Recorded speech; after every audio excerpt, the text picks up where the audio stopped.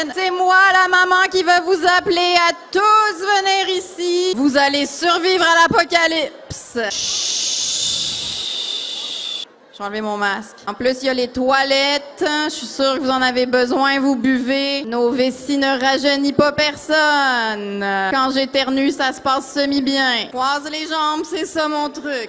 Happy chou. Tant de grâce. Regardez-moi ça comme ça obéit. C'est propre, c'est poli, c'est bien habillé. Votre mère a fait un très beau travail. Dans 2 secondes, j'aboie comme un chien.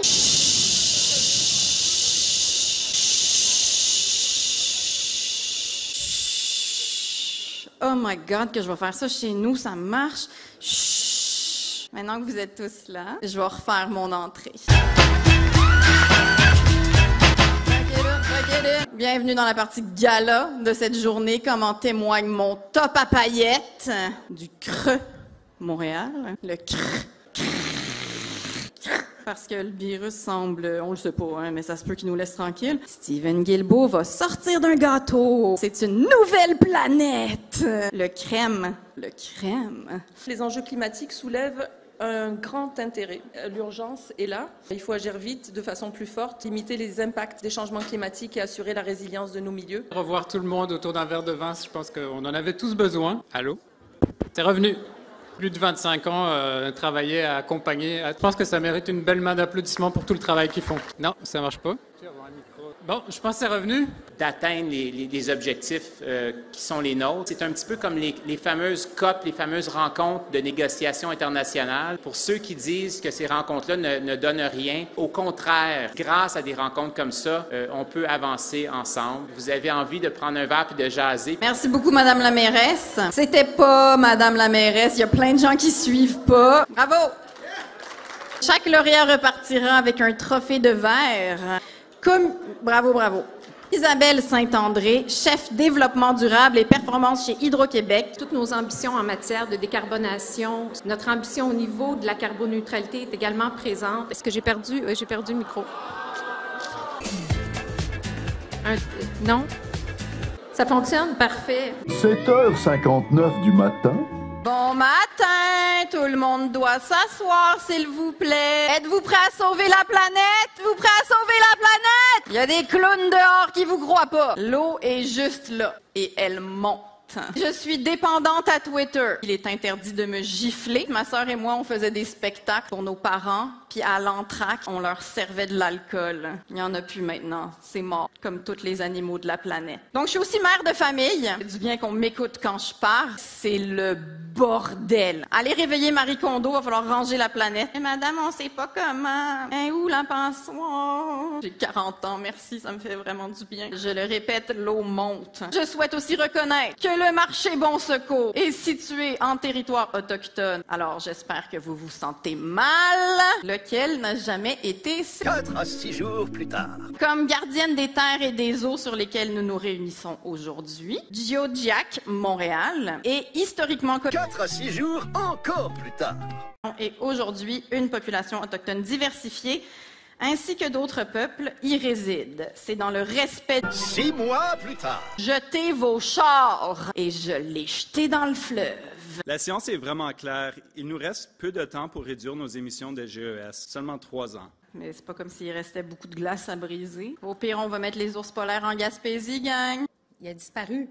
Ah, voilà, ben là, c'est... Je t'ai mêlée. Bonjour. Madame Drouin, bonjour. Puis on va se le dire, c'est un sujet qui peut être lourd puis qui crée de l'anxiété. Alors moi, Léa, je te remercie parce que aujourd'hui, tu vas nous permettre de faire baisser notre éco-anxiété en nous faisant rire. Mais là, je vais peut-être vous parler de mes cheveux. Non, je ne vais pas faire ça. Ici, aujourd'hui, sur le territoire traditionnel de la nation Kanien'kehá:ka. Des transformations profondes, urgentes et indispensables face aux conséquences toujours plus visibles et destructrices de cette crise.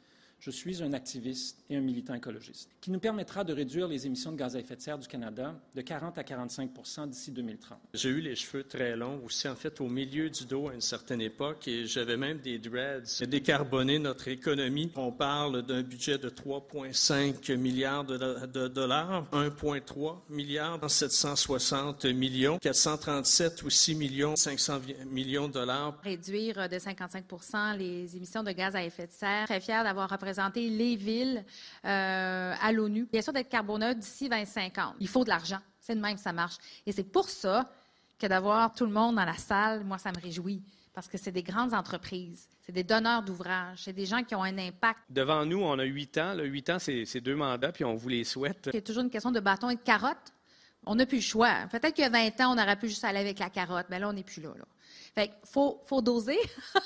Selon les climatologues, c'est un des événements climatiques les plus extrêmes qu'il y a jamais eu sur Terre. Là, on le fait pendant la pandémie avec les tables de quartier. On a des infrastructures, il y a eu des plans d'action locaux. Comment on les transforme autour de la transition socio-écologique? Il y a eu 500 décès attribués par la santé publique de Vancouver à la chaleur. Et moi, je suis retourné voir les chiffres, là, puis il n'y avait pas eu 500 décès dans l'année précédente à cause de la COVID. On a des apprentissages à faire de la pandémie qui vont nous aider. On a eu la chance, en fait, le succès d'attirer ici l'International Sustainability Standard Board. Dans les mandats qu'on a chez Montréal International, il y a l'attraction des investissements étrangers. C'est souvent ce qui est plus connu. L'attraction des travailleurs internationaux aussi, mais depuis 25 ans. Donc, à la base, là, quand Montréal International a été créé, quand on a regardé ce qui s'était passé dans les 10 dernières années, plus de la moitié des organisations internationales qu'on a attirées sont liées de près ou de loin, puis la plupart du temps, c'est de très près, à toute la question du développement durable. Les règles pour quand une entreprise va vouloir déclarer son empreinte carbone, va vouloir déclarer ce qu'elle fait pour sauver la planète, ou pour se donner bonne conscience, pour sauver la planète, bien là, si c'est juste de la bonne conscience, ça va paraître, parce qu'on va calculer les choses de la même façon, que ce soit sur le climat, que ce soit sur le respect des Premières Nations un peu partout sur la planète. Quand on construit une mine, comment on calcule notre impact sur la planète? Bien, on va regarder, on va s'établir des standards communs, et c'est ici, en partie, à Montréal, qu'on va établir ça.